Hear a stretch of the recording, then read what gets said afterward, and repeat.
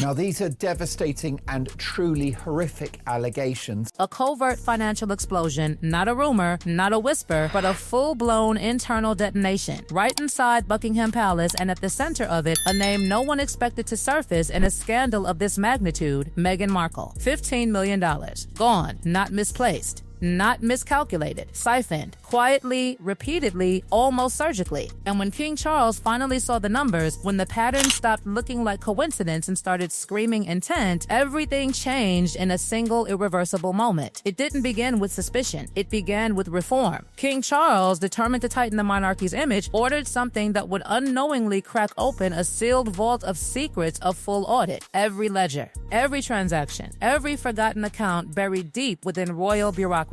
Nothing was too small, nothing too obscure, and that's where the danger was hiding, in something no one was watching closely: the Ducal Heritage Trust Fund. An invisible vault, a quiet account, the kind that doesn't attract attention until it does. And then there it was, a discrepancy, small at first glance, but patterns don't lie. Repeated withdrawals, quiet transfers, no diplomatic purpose, no official record, just disappearance. The numbers kept stacking. One transfer, then another, until the total hit a number so shocking it didn't feel real. 15 million. Every penny gone, not stolen loudly, stolen intelligently. And when the financial officer followed the trail, it didn't end in London. It crossed oceans. It disappeared into an overseas account like a ghost slipping through locked doors. That's when the alarm wasn't just raised, it exploded. King Charles was informed, and something shifted. Not publicly, not dramatically, quietly, dangerously, because instead of panic, he chose silence. No leaks, no press, no royal statements, just a sealed command. A covert investigation launched under absolute secrecy. Every employee under scrutiny, every connection dissected, every movement re-examined, because someone inside the palace wasn't just careless, they were complicit. And then the walls started closing in. Files reopened, access logs analyzed, transfer approvals traced back to their origin. And buried in that web of permissions and trust, one name surfaced: a royal accountant. Not just any employee someone trusted, someone with access, someone close, dangerously close to Meghan Markle. That's when the story stopped being about money and started becoming something far more unsettling, because this wasn't random, this was coordinated. The deeper investigators went, the darker it became. Communications, encrypted, hidden, transactions aligned with instructions. And slowly, piece by piece, a chilling narrative formed. The accountant wasn't acting alone. He was following someone, guided, directed, managed from across the Atlantic. From California. Meghan, not speculation, not theory. Evidence, step-by-step instructions.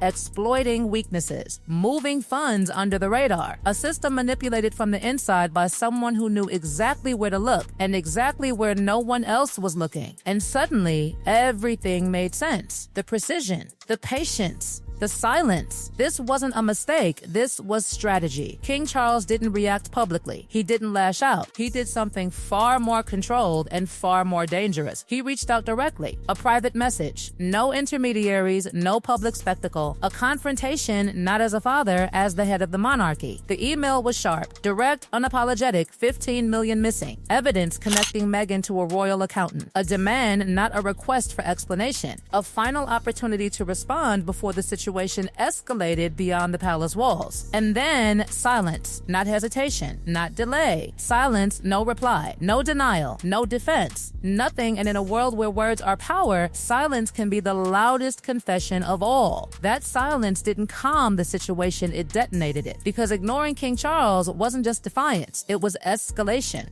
A refusal to engage, a deliberate severing of communication, a calculated move that pushed this from internal concern to something far more dangerous. And in that moment, something inside the palace shifted again. The moment the accountant collapsed, everything that had been hidden behind careful planning and calculated silence came crashing down in a flood of desperation. And the truth no longer trickled out, it poured. Meghan was no longer just a distant suspicion floating across the Atlantic. Meghan became the center of the confession confession, the force behind every decision, every transfer, every falsified record that had drained the Ducal Heritage Trust Fund with such terrifying precision. The accountant admitted that the entire operation had not been an impulsive act of greed, but a structured, deliberate scheme orchestrated step by step under Meghan's direction, beginning with subtle instructions and evolving into a full-scale financial breach that spiraled far beyond control. According to the trembling confession, Meghan had reached out first, initiating contact in a way that seemed almost casual, almost harmless, but quickly turned into something far more dangerous. Meghan spoke of collapsing ventures, of mounting losses in the United States, of obligations tightening like a noose, and then almost as if it were the only logical solution, Meghan redirected focus toward the Royal Trust Fund. The plan wasn't rushed, it was engineered. Fake invoices were created, diplomatic expenses were fabricated, transactions were disguised so carefully that each movement of money blended seamlessly into legitimate records, at least on the surface. Beneath it all, however, was a pattern so calculated that once uncovered, it looked less like theft and more like infiltration. But it didn't stop with money. That was only the beginning. The confession revealed something far more unsettling, something that transformed the scandal from financial misconduct into something that felt dangerously close to internal betrayal. Meghan had demanded more than access to funds. Meghan wanted information. Positioned at the heart of the palace's financial operations, the accountant became more than a facilitator. The accountant became a silent observer, gathering fragments of confidential discussions, internal decisions, private movements within Buckingham Palace, and sending them back across the Atlantic. It was not just a scheme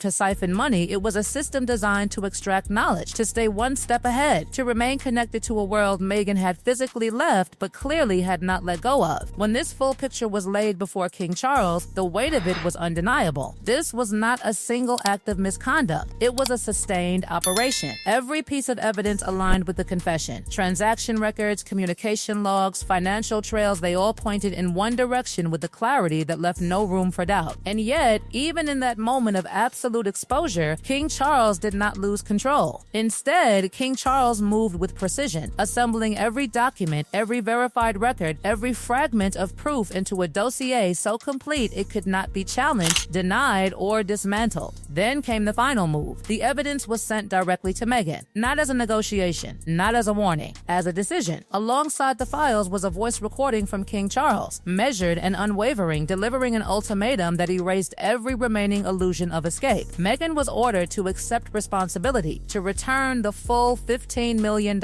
without delay, without negotiation, without public spectacle. And if Meghan refused, the consequences would not remain contained within palace walls. They would expand outward into courts, into international law enforcement, into a public reckoning that would dismantle everything. This time, silence was no longer an option. Under the crushing weight of evidence and the certainty of what would follow, Meghan was forced into a position with only two paths, both leading to loss. Meghan chose to comply, but compliance came at a cost so severe it triggered a collapse that echoed far beyond the original crime. Assets were liquidated in haste. Properties, possessions, investments all sacrificed to raise the required sum. Business ventures unraveled under pressure. Bankruptcy filings followed. Partnerships dissolved. What had once been a growing financial structure in the United States began to crumble rapidly. Each decision driven not by strategy but by urgency and survival. While Meghan faced financial ruin across the Atlantic, the consequences within Buckingham Palace unfolded in silence but with equal severity. King Charles ensured that the accountant would not face public exposure that could destabilize the monarchy, but the punishment delivered was absolute. Stripped of title, stripped of privilege, stripped of identity within the institution, the accountant was confined to a life of permanent service under constant surveillance, a living reminder of what betrayal inside the palace walls would cost. And just like that, the scandal that could have shaken the world was sealed behind silence. No headlines, no public trials, no official acknowledgement. But beneath that silence, the impact remained, heavy and unresolved, leaving one final question lingering in the shadows. If something this calculated could exist undetected for so long, then how many more secrets are still buried, waiting for the moment they finally surface?